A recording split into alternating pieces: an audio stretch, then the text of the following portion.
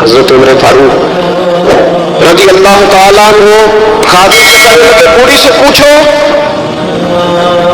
پوچھا اما السلام علیکم. وعلیکم السلام. اما کیا بات ہے؟ تو اما کہنے لگی جاؤ دوڑو, تمہیں کیوں بتاؤں, دیہات کی سیدھی سادھی بی بی, جاؤ بھاگ جاؤ.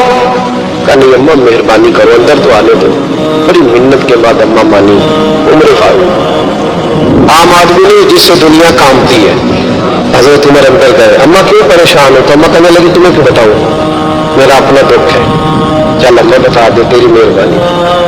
اما کہنے لگی میں ایک بیوہ ہوں, بے اولاد ہوں, کوئی میرا سہارا نہیں, مجھے عمر فاروق سے بڑی شکایت ہے.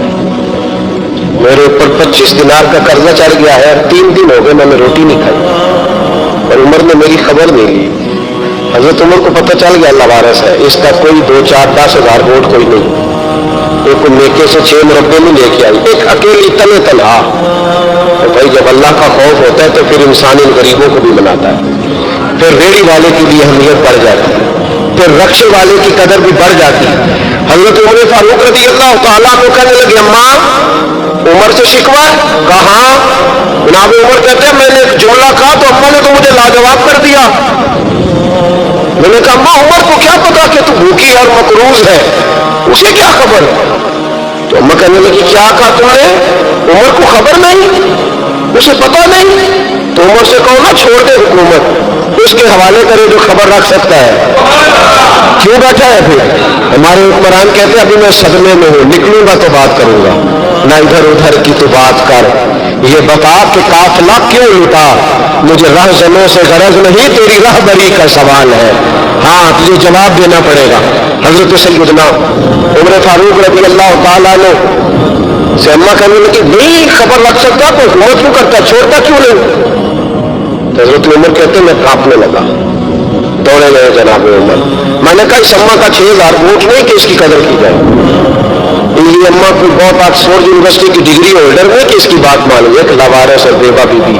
عمر دوڑے گئے, گھر سے اناج کا تھیلا کندھے پہ رکھا, 25 دینار بھی لیے, پکا پکایا کھانا بھی لیا. خادم کہنے لگا حضور مجھے دے دو میں اٹھا لیتا ہوں. حضرت عمر فرمانے لگے چل وعدہ کر قیامت کے دن بھی میرا بوجھ اٹھائے گا.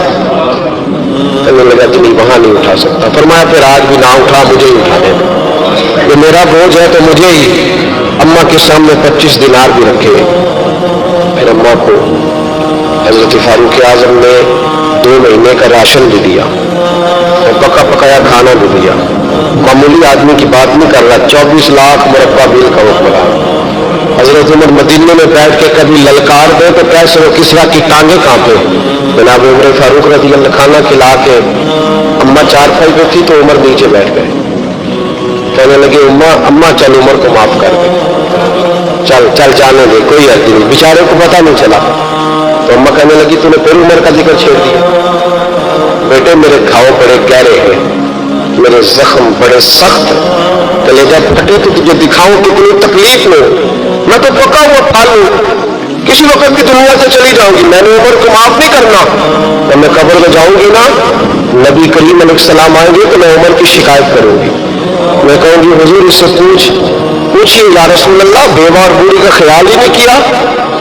تو آپ کے غلام کہتے ہیں میں نے عمر کو کبھی اتنا روتے نہیں دیکھا جتنا آج روئے. کہنے لگے اماں عمر کو میں جانتا ہوں وہ کمزور ہے, یہ شکایت نہ لگانا, وہ کمزور ہے, مقابلہ نہیں کر سکے گا, یہ شکایت نہ لگانا, چل معاف کر دے. تو اماں کہنے لگی اچھا تو مجھے کچھ اچھا لگتا ہے, جا تیری خاطر عمر کو معاف کیا, تو پیارا لگا ہے, جا معاف کیا, تیری خاطر معاف کیا, تیری خاطر عمر کو معاف کیا.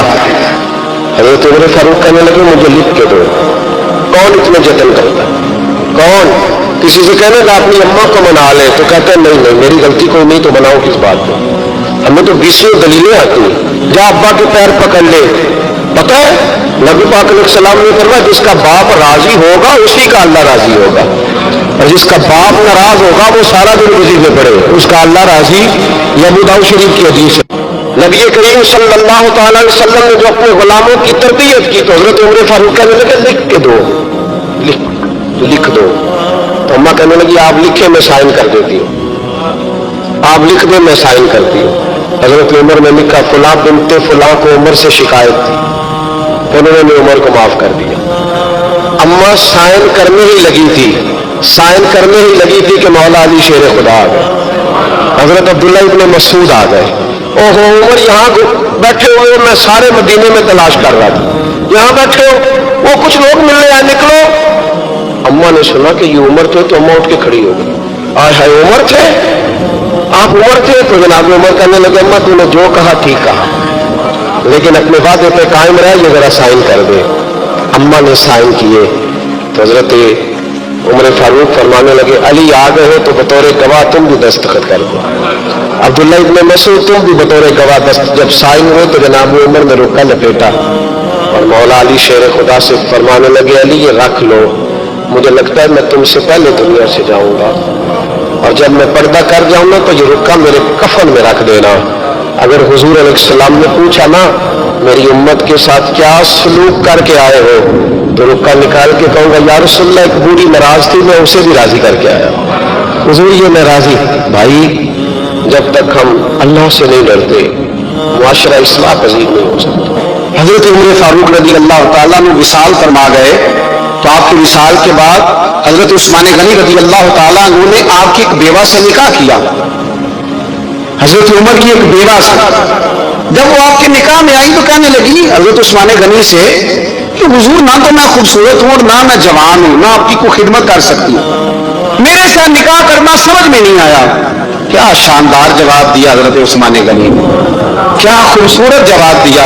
فرمانے لگے میں نے اس لیے نکاح نہیں کیا کہ مجھے تمہارے حسن سے دلچسپی تھی یا تمہاری خدمت کی ضرورت تھی, میں نے تو اس لیے نکاح کیا ہے کہ مجھے بتاؤ عمر فاروق گھر کے اندر اپنے رب کی عبادت کس طرح کرتے تھے, وہ قرآن پاک کس طرح پڑھتے تھے, وہ رویا کیسے کرتے تھے, استغفار کا طریقہ کیا, اس وقت کس انداز میں وہ اپنے رب کو یاد کرتے تھے.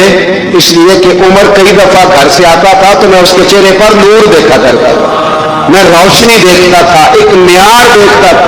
نکاح اس لیے کیا ہے کہ مجھے عمر کی جو گھر کے اندر کی عبادت ہے اس سے آگاہ کرو, تاکہ عثمان غنی بھی چاہتے ہیں اس طرح کے عمل کرو جس طرح کے عمر فاروق کر کے گئے. بھائی جب تک ہم اپنے گھر میں وہ توجہ نہیں دیں گے, وہ مزاج دیکھیں نا, ہمارے گھروں میں جب نقشہ پاس ہوتا ہے تو ٹی وی لان بھی اس میں ہوتا ہے, ڈرائنگ روم بھی ہوتا ہے, نماز کی جگہ بھی ہوتی ہے نقشے میں. صحابہ جب گھر بناتے تھے تو ایک مسجد بیت کا نقشہ پاس کرتے تھے, ذہن میں رکھتے تھے کہ یہ کونا نماز کے لیے, وہاں جوتے لے کے کوئی نہیں جائے گا, وہاں نماز پڑھی جاتی تھی, عورتیں وہاں اعتکاف کرتی تھی. ٹی وی لان تو آ گیا ہے اور گھر کے اندر ٹی وی رکھنے کے لیے تو ایک کمرہ الگ سے بنا دیا گیا ہے, اور اب جو نئے نقشے پاس ہو رہے ہیں اس کے اندر گھروں کے اندر جگہ بنائی گئی ہے جہاں کمپیوٹر رکھے جائیں, اور بچوں کے لیے وائرنگ ہوگی نیچے تاکہ انہیں کوئی مشکل درپیش نہ ہو. یہ ساری چیزیں ہم نے نہانے کے لیے گھروں کے اندر اتنے اتنے بڑے واش روم بنائے ہیں کہ لگتا یہ ہے کہ سوائے نہانے کے اور کام ہی نہیں کوئی گھر میں ہوگا. ہر چیز آ گئی, اور اللہ کرے کوئی تفسیر بھی ٹیبل پہ پڑی نظر آئے, کوئی حدیث کی کتاب بھی ٹیبل پہ پڑی نظر آئے. اللہ کرے کہ جس طرح ابا لطیفہ سن کے آتا ہے تو جب تک سنا نہ لے اسے ہضم نہیں ہوتا. اللہ کرے کہ وہ جمعے میں بیان سن کے جائے تو اس کا بھی دل کرے میں اپنے بچوں کو سناؤں. وہ نبی پاک کی کوئی حدیث کہیں سے سنے تو گھر جا کے سنائے. جب تک یہ معیار نہیں بنتا آپ کیسے توقع کرتے ہیں کہ گھر کے اندر اللہ کی رحمتیں نازل ہوں گی؟ آپ یہ کیسے توقع کرتے ہیں کہ گھر کے اندر وہ معیار اور وہ مزاج بنے گا؟ حضرت عمر فاروق نے ذاتی زندگی پر جو توجہ دی, گھر والوں کے معیار پر جو توجہ دی حضرت عمر فاروق رضی اللہ تعالیٰ عنہ نے, وہ بھی بڑی دیدنی ہے. حضرت ابو موسیٰ اشعری کو نا آپ نے وزیر خزانہ بنایا, وزیر خزانہ. تو حضرت ابو موسیٰ اشعری کہتے ہیں کہ حضرت عمر کو شیخ خزانے میں رہنے تو دیتے نہیں تھے. تو ایک دن میں صفائی کر رہا تھا اس کمرے کے جس میں خزانہ رہتا تھا. حضرت ابو موسیٰ اشعری نے ایک عیسائی کو منشی رکھا تھا, اکاؤنٹ آفیسر حضرت ابو موسیٰ اشعری نے. تو حضرت عمر فاروق بول پڑے, کہنے لگے تمہیں مسلمان کوئی نہیں ملا تھا, کلمہ بول ہی تمہیں نظر آیا. حضرت سیدنا ابو موسیٰ اشعری کہتے ہیں کہ میں نے نا صفائی کی, مال غنیمت کی میں نے صفائی کی, تو ایک دینار مجھے نا کہیں پڑا ہوا مل گیا. تو فرماتے